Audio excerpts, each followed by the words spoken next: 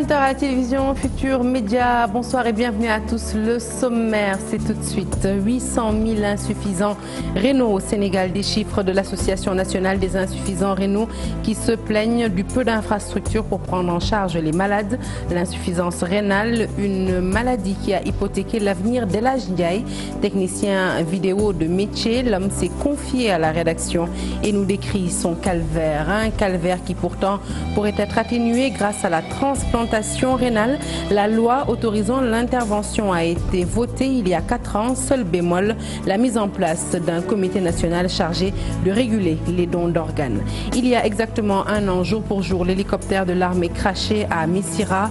Bilan lourd, 8 morts, 13 blessés. La base aérienne de Ouakam a abrité ce jeudi une cérémonie de recueillement pour prier et rendre hommage aux défunts.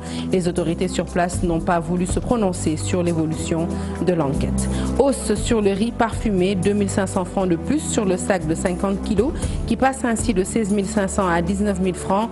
Commerçants et consommateurs s'en plaignent au micro de nos reporters. Et puis, invasion de moustiques à Ouakam. Pour les riverains, il est devenu presque impossible de passer une nuit en toute quiétude. La faute à l'insalubrité du canal d'évacuation des eaux. Les populations plaident en faveur d'un meilleur cadre de vie. Voilà pour le sommaire. Le développement, c'est tout de suite.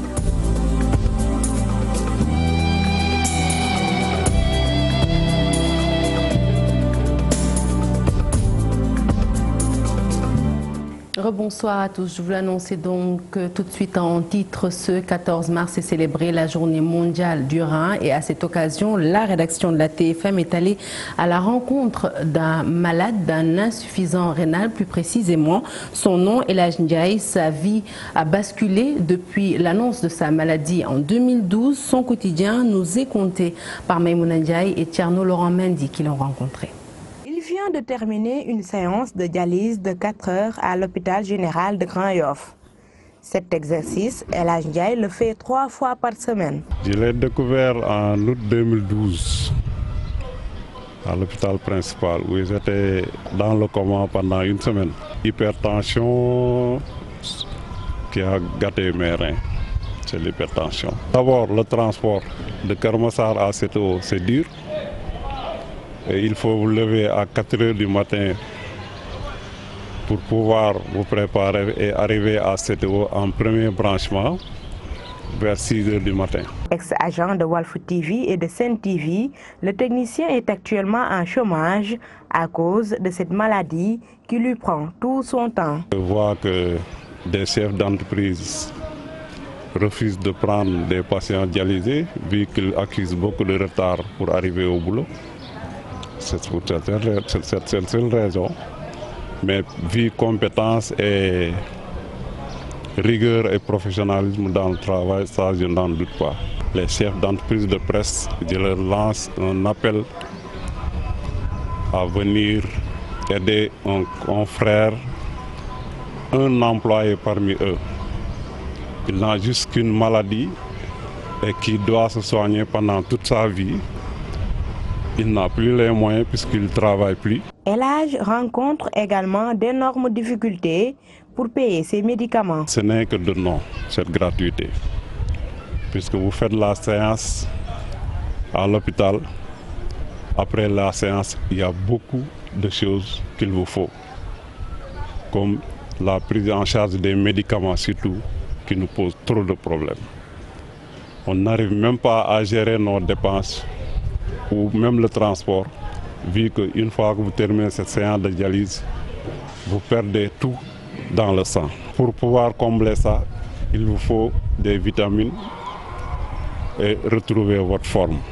Et ce sont ces médicaments-là qui coûtent excessivement cher, 10 fois plus que même la séance de dialyse. En attendant de trouver du travail pour subvenir à ses besoins, surtout médicaux, le technicien demande l'aide des autorités.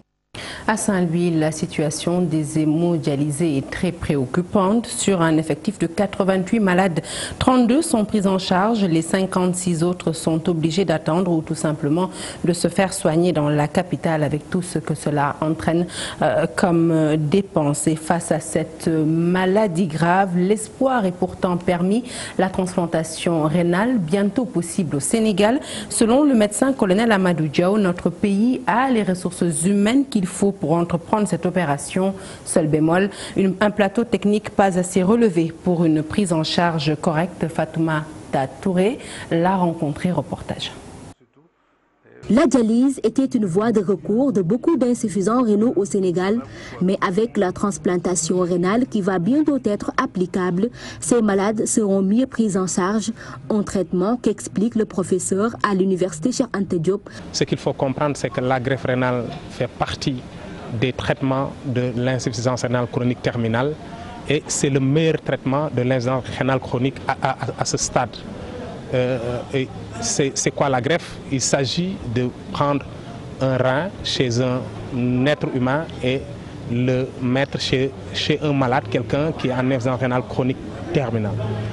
Et pour le problème du Sénégal, ce qui est validé, c'est le donneur vivant. Cependant, il est bon à savoir que ce n'est pas donneur de rein qui veut, selon toujours notre interlocuteur. Le problème qui se pose, c'est que la loi encadre bien le don d'organes pour éviter ce qu'on appelle le trafic qu'on voit souvent dans certains pays comme des pays d'Amérique du Sud ou bien même dans certains pays africains.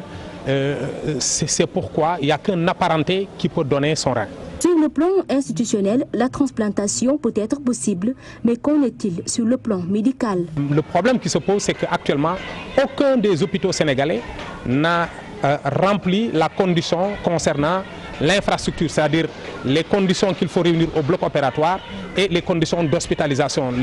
Les directeurs des établissements de santé sont en train de travailler là-dessus. Il y en a qui sont en train d'accélérer les choses pour être aux normes. Des facteurs de risque, il y en aura toujours comme toute opération chirurgicale, mais le médecin colonel rassure que toutes les mesures idoines seront prises pour un bon déroulement de l'intervention. Pour finir, il soutient qu'une personne peut vivre aussi longtemps avec un seul rein.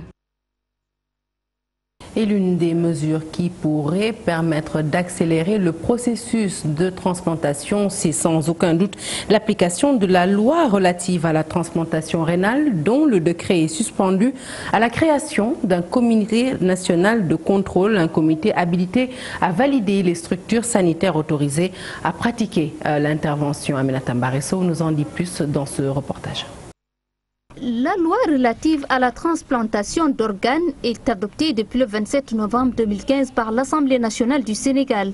Mais de cette date à nos jours, les décrets d'application tardent à être signés. Un retard lié en partie à la création d'un comité national de suivi pour la transplantation et le don d'organes. D'après le chef du bureau législation au ministère de la Santé, le décret 2018 du 27 août donne fonction à cet organe de contrôle. Il est composé de 12 membres, dont un magistrat, un professeur de droit, un membre du comité sénégalais des droits de l'homme, 2 personnalités qualifiées désignées par le ministre de la Santé, ainsi que 7 médecins ou biologistes. Il reviendra ensuite à ce comité de veiller et de statuer pour désigner les hôpitaux habilités à faire des transplantations rénales. C'est à la suite des travaux de cet organe de contrôle que le chef de l'État devrait valider pour que la transplantation d'organes puisse commencer au Sénégal. En attendant, les patients souffrant d'une insuffisance rénale se contentent de la dialyse devenue gratuite depuis quelques années. Au Sénégal, des données de janvier 2017 montrent qu'il y a 319 personnes qui sont dialysées dans le public ainsi que 273 dans le privé pour un total de 6000 nouveaux cas par année. Et puis je vous l'annoncer en titre, 8 morts, 13 blessés. C'est là le bilan de l'hélicoptère 95-17 de l'armée sénégalaise. Le 14 mars 2018, l'hélicoptère qui donc crashé à Missira. Un an jour pour jour que les victimes attendent toujours un quelconque soutien de l'État et les résultats de l'enquête sur les causes de l'accident. Retour donc sur cette nuit macabre à Missira avec Dissa Prera. 14 mars 2018, 14 mars 2019, voilà un an que l'hélicoptère de l'armée sénégalaise s'est écrasé à Missirah, dans la région de Fatick. L'appareil, un Mi-17, avait à son bord 20 passagers qui faisaient la liaison Ziguinchor-Dakar. Un bilan qui a fait état de 8 morts et 13 blessés. L'hélico, en mission de service social, avait acheminé une dépouille en Casamance et c'est au retour qu'il est tombé au large de Missirah, dans une zone de mangrove. Les premiers secours ont été portés par des villageois et les pêcheurs de Missirah. À la suite, l'armée et le chef de l'État ont instruit à mettre en place une commission d'enquête pour déterminer les causes de l'accident. À l'époque, un communiqué de l'armée a aussi fait état de défaillance du moteur de ces Mi-17 de fabrication ukrainienne dont la maintenance avait été faite quelques mois auparavant. Au-delà, les secouristes de Missirah ont été élevés au grade de chevalier de l'ordre du mérite par le président de la République et un montant de 500 000 francs CFA remis à chaque sauveteur. Mais les résultats de la commission d'enquête sur les raisons de ce crash sont encore et toujours attendus. Et puis un an après ce tragique accident, une journée de prière pour le repos des âmes des disparus. La cérémonie empreinte de solennité s'est déroulée ce matin à la base aérienne de Ouakam. L'heure était au recueillement et les autorités militaires n'ont pas voulu s'épancher sur l'évolution de l'enquête. Le détail, c'est avec Fatou Bintou Conté qui y a assisté. Un an, jour pour jour, au large de Missirah, s'est écrasé l'hélicoptère de type Mi-17 de l'armée sénégalaise. L'armée de l'air y a perdu des hommes. En leur mémoire, une journée de prière a été organisée à la base aérienne de Ouakam. Nous avons organisé une matinée de prière pour nos frères musulmans, avec nos frères musulmans et nos frères chrétiens également. Nos frères musulmans ont fait un récital de Coran suivi d'une messe avec nos frères chrétiens, et tout cela pour montrer que l'ensemble des aviateurs restent unis autour donc de leur mort. Une journée faite dans la sobriété, une journée de prière, mais aussi une journée de reconnaissance à ces vaillants soldats de l'armée de l'air. Un signe de reconnaissance, et si on connaît la qualité particulièrement de l'équipage qui a disparu ce 14 mars, de par leur qualité professionnelle, mais également leur foi en Dieu, que ce soit les chrétiens comme les musulmans, nous savons que ces gens étaient très déterminés dans tout ce qu'ils faisaient. Le déroulement de l'enquête, le colonel Boucar Sène ne veut pas trop s'y hasarder. Aujourd'hui, ce n'est vraiment pas le moment de parler d'enquête. Notre souci principal, toutes nos pensées aujourd'hui se tournent vers ces camarades disparus, particulièrement ceux du crash du 14 mars 2018. Et ce n'est vraiment pas le moment de parler d'enquête. Nous nous concentrons sur les prières pour que Dieu puisse les accueillir en son paradis. Rappelons que cet hélicoptère de l'armée sénégalaise revenait d'une mission sociale à Ziguinchor. 8 personnes y ont perdu la vie et 12 rescapés ont été enregistrés. Le marché de Ross Béthio réduit en cendres suite à un incendie qui s'y est déclaré cet après-midi. Plusieurs dizaines de cantines et des dizaines de millions ont été emportés par les flammes. Les populations réclament l'installation d'une caserne des sapeurs-pompiers dans cette ville. Nous les écoutons au micro de Seynou Diop. Plus de 10 cantines ont été réduites en cendres à cause d'un incendie qui s'est déclaré dans l'après-midi. Nous ne pouvons pas estimer réellement le nombre, mais plusieurs commerçants ont perdu leurs marchandises.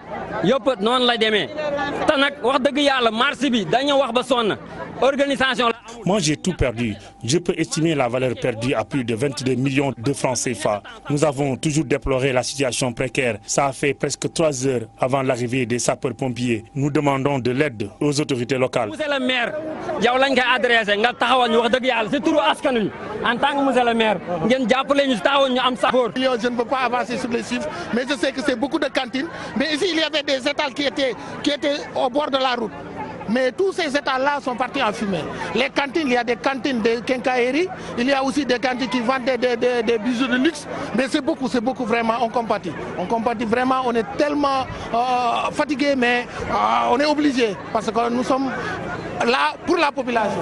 Allez, parlons consommation à présent avec le riz parfumé, une denrée très prisée au Sénégal qui depuis quelque temps connaît une hausse de 16 500 francs. Le sac de riz de 50 kg est passé à 19 000 francs, une situation difficile pour les ménages. Commerçants et consommateurs se plaignent de cette hausse et réclament que des mesures soient prises dans les meilleurs délais. Kumba Madlo a fait le marché pour nous. Le panier de la ménagère souffre depuis quelque temps. Le prix du sac de riz parfumé de 50 kg passe de 16 500 à 19 000 francs CFA, un prix qui n'arrange guère les commerçants. Le prix du sac de riz parfumé est beaucoup plus cher. Les Sénégalais consomment beaucoup de riz. Cette hausse ne nous arrange pas parce que nous sommes des revendeurs. Nous n'arrivons même pas à faire des bénéfices. Du côté des détaillants, la hausse se fait également sentir. C'était à 350. Il y a des conséquences parce que ceux qui n'ont pas d'argent n'ont pas utilisé le kilo à 400, c'est tellement cher pour eux. Les clients, quant à eux, préfèrent se rabattre sur le riz local, beaucoup moins cher. Parfumé, bëgg naa ko dafa seer ba léegi maa ngi génn ordinaire parce que seeraay bee tax suñu doole yeggu fa. Parce que c'est notre produit local, premièrement, deuxièmement c'est plus léger et c'est plus bénéfique pour développer, c'est moins cher pour développer le pays. Face à cette situation qui devient de plus en plus difficile, les consommateurs ainsi que les commerçants invitent l'État à prendre ses responsabilités pour que solution soit trouvée dans les plus brefs délais. Et parlons à présent de cette réunion de mise au point sur l'état d'évolution des négociations, cela pour la mise en place de la zone de libre-échange continentale africaine. Réunion tenue donc dans la capitale ce matin, occasion saisie par la direction du commerce extérieur pour revenir sur les produits et services qui seront libéralisés. Nous écoutons Aminata Diapla, directrice commerce extérieur au micro de On me fait signe que l'élément n'est pas bon. Nous y reviendrons certainement dans nos prochaines éditions. Parlons à présent de la FIARA, 20e édition de la Foire internationale de l'agriculture et des ressources animales. Les jeunes invités à développer des entreprises agricoles à travers le thème « Rester, travailler et réussir ici ». Les organisateurs veulent réfléchir sur les conditions qui vont permettre à cette jeunesse d'accéder aux ressources naturelles, au financement et à la formation. L'événement est prévu du 11 avril au 2 mai au CICES et le lancement s'est tenu ce matin. Les détails, c'est avec Boubacar Sissé, président de la commission d'organisation au micro de Al-Hassan Ba. C'est un thème central qui est porteur d'espoir dès lors où cette jeunesse prend conscience qu'on peut réussir ici, qu'on devrait pouvoir travailler ici, mais faudrait-il qu'on leur crée les conditions qui leur permettent véritablement d'accéder aux ressources naturelles, le foncier, une législation qui leur permette aussi véritablement de pouvoir jouir des avantages liés à la terre, à l'élevage, à la pêche, mais aussi être un paysan, c'est une chose, mais être un agriculteur, c'est tout autre chose. Il faut véritablement les amener à bénéficier de formation pour développer des entreprises agricoles au sens large du terme. Le thème donc, de cette année est porteur d'espoir. Les innovations vont tourner par rapport à cette action sociétale. Une ONG va, en marge de la FIARA, donc procéder à des consultations gratuites, ophtalmologiques, mais aussi gynécologiques. Donc c'est un ancien immigré qui est revenu vers son pays et qui va donc organiser ces séances de consultation. Une autre innovation majeure, c'est le festival alimentaire. Ça va être la 2e édition.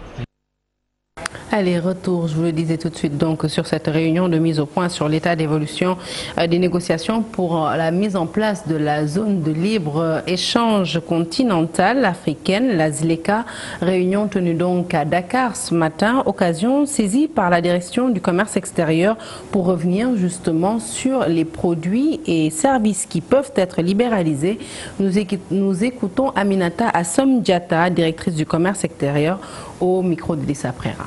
mën a wax moom mooy au moins dëkk yi déggoo nañu ci niveau de libéralisation ndax bu njëkk on était tous d'accord que 90% la ñuy libéraliser mais 10% yi desoon dañ ko waroon répartir produits sensibles produits exclus mais déggoowuñu woon ci kaddu produits yooyu. Ce qu'on peut dire, c'est que les États se sont tous entendus sur un niveau de libéralisation.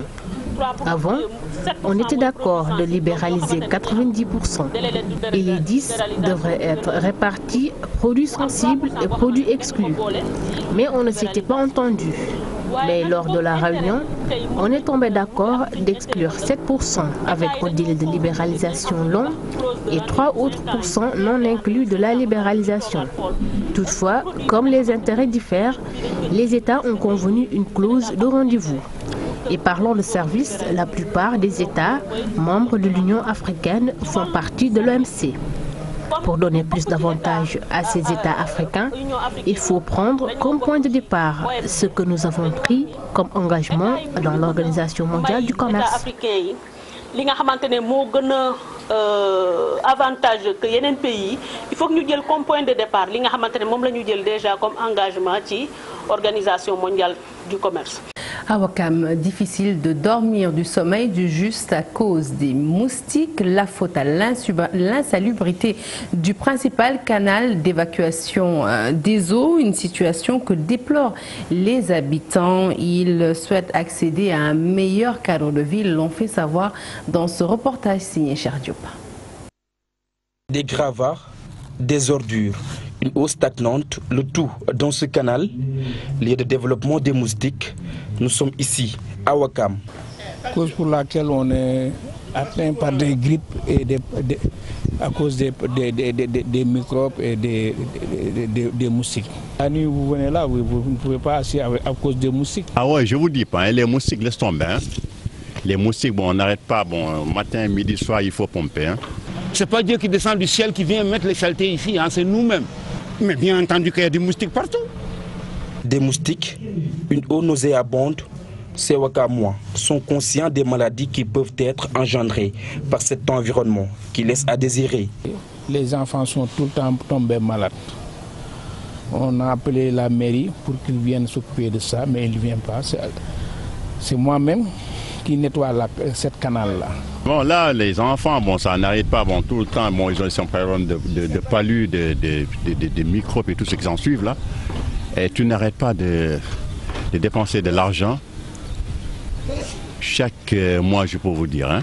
Ici, on respire une air pas du tout agréable, voilà. Ainsi, un changement de comportement s'impose.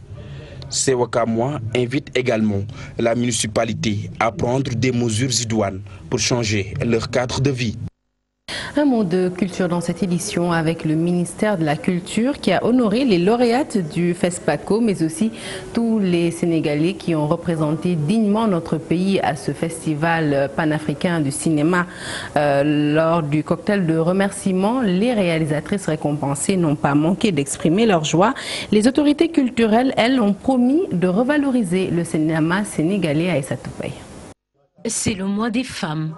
Elles sont à l'honneur en ce mois de mars pour avoir dignement représenté et honoré le Sénégal au FESPACO. Poulain de bronze, Angèle Diaban, poulain d'argent, Khadija Tousso. Une autre femme à la tête de la fac, l'on ne pouvait espérer mieux. On est tous contents d'être revenus du FESPACO avec ces prix-là et c'est bien pour tout l'audiovisuel et le cinéma sénégalais. Je trouve que tous ces prix-là, c'est des encouragements pour que je puisse continuer à raconter des histoires. Des histoires, Ben Djougay peut en raconter. Il en a vécu des scènes et il applaudit cette jeunesse féminine gagnante. Cette cinématographie qui se rajeunit, qui se féminise et c'est tant mieux. Si vous avez remarqué, le cinéma sénégalais est dans une dynamique constante parce que je vois moi qui suis là depuis que je suis déjà, je ne me dis pas comment dire encore, une pierre de l'âge de pierre. Je vois ici que chaque fois, il y a tout de même des jeunes qui montent. Beaucoup d'espoir placés dans le cinéma sénégalais. Le président de la République a donné des instructions fermes pour que le FOPICA puisse avoir une participation plus conséquente au FESPACO. Il revient aux techniciens de réfléchir sous quelle forme. Mais la forme la plus idéale de mon point de vue serait d'avoir à l'image de la CEDEAO, de l'OIF et d'autres, de l'Union européenne, des prix du FOPICA. Des projets à gogo, le FOPICA va sans doute être revalorisé pour permettre au cinéma sénégalais de continuer à éclore et de permettre à plusieurs personnes de rêver.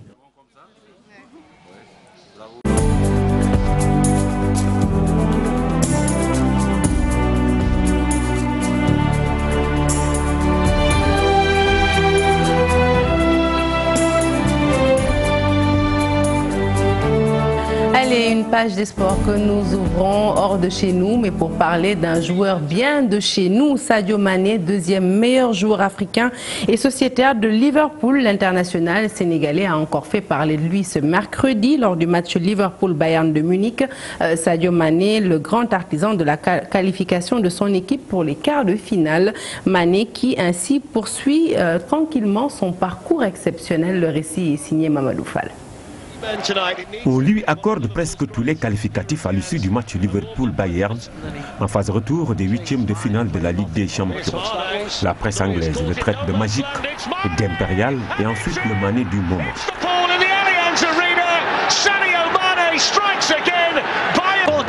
Le natif de Bambali est le grand artisan de la qualification de Liverpool pour les quarts de finale avec un doublé inscrit face aux Bavarois. D'une technicité qui surprend plus d'un, Sadio s'est joué du grand gardien allemand Manuel Neuer pour inscrire le premier but des restes à la 26e minute. Avant de catapulter le ballon à la 84e minute sur une passe de Momo Salah, scellant définitivement le sort des Bavarois. Né le 10 avril 1992 à Sédhiou, le numéro 10 des Reds, debout sur 1,75 m, est bien parti pour marquer la Ligue des Champions 2018-2019. 3 buts marqués en Ligue des Champions, 16 buts en Premier League. Il est incontestablement l'un des meilleurs joueurs d'Angleterre, sinon même le meilleur de Liverpool. Son parcours ne laisse personne indifférent. Deuxième meilleur africain, il est dans le collimateur des grandes écuries. La dernière en vue est le Real Madrid, qui le classe parmi ses priorités. Sadio Mané doit encore frapper lors de cette 31e journée contre Fulham ce dimanche pour espérer passer devant City et reprendre la tête du championnat. Bravo au fils de Bambali qui, il faut le dire, nous a fait rêver hier. Nous poursuivons toujours avec la Ligue des Champions en Europe. Le tableau des quarts de finale est désormais dévoilé. L'Allemagne et la France y sont absentes. L'Espagne ne présente qu'un seul club, le FC Barcelone, alors que l'Angleterre se taille une part belle avec 4 équipes dont Liverpool. Le récit est signé Chersale Boudjara. Des surprises, des scénarios renversants, les huitièmes de finale de la Ligue des Champions ont livré leur verdict. L'Angleterre s'en sort le mieux avec ses 4 clubs qui passent en quart de finale. Liverpool, finaliste l'année dernière, a montré qu'il reste toujours candidat pour le trophée de cette saison. Tenus en échec à l'aller, les Reds portés par un Sadio Mané sont allés surclasser le Bayern de Munich pour passer. De son côté, Tottenham n'a pas eu à forcer son talent face au Borussia Dortmund, écrasé 4-0 sur l'ensemble des 2 rencontres. Manchester City a fait plus fort en pulvérisant Schalke 04, 10-2 en 2 matchs avec un grand coup d'Aguero. Manchester United complète le carré des 2 équipes anglaises en signant le plus beau exploit.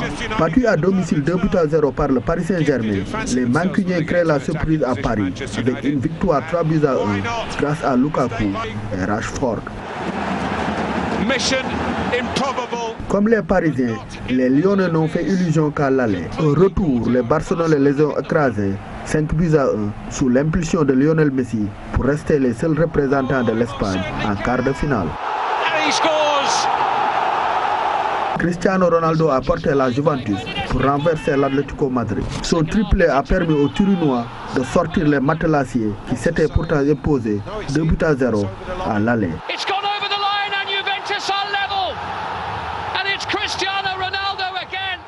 L'autre club madrilène, le Real, triple tenant du titre, a vécu un cauchemar. Vainqueur à l'extérieur 2-1, la bande à Benzema s'est fait exploser à domicile par l'Ajax 4-1, ouvrant la course à la succession du Real Madrid. FC Porto va participer à cette dernière ligne droite. Habitué de cette compétition, le club portugais a éliminé l'AS Roma pour compléter le tableau des quarts de finale. Le tirage au sort de ces quarts de finale et des demi-finales auront lieu ce vendredi à 11h.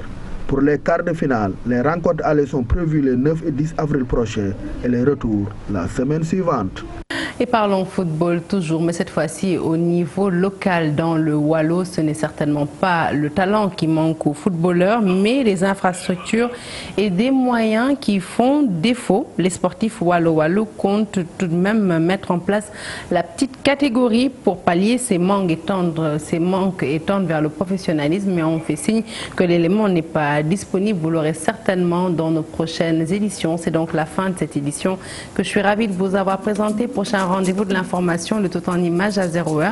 L'info qui se poursuit sur votre site www.igfm.sn. Excellente suite de programmes sur la TFM. Excellente soirée.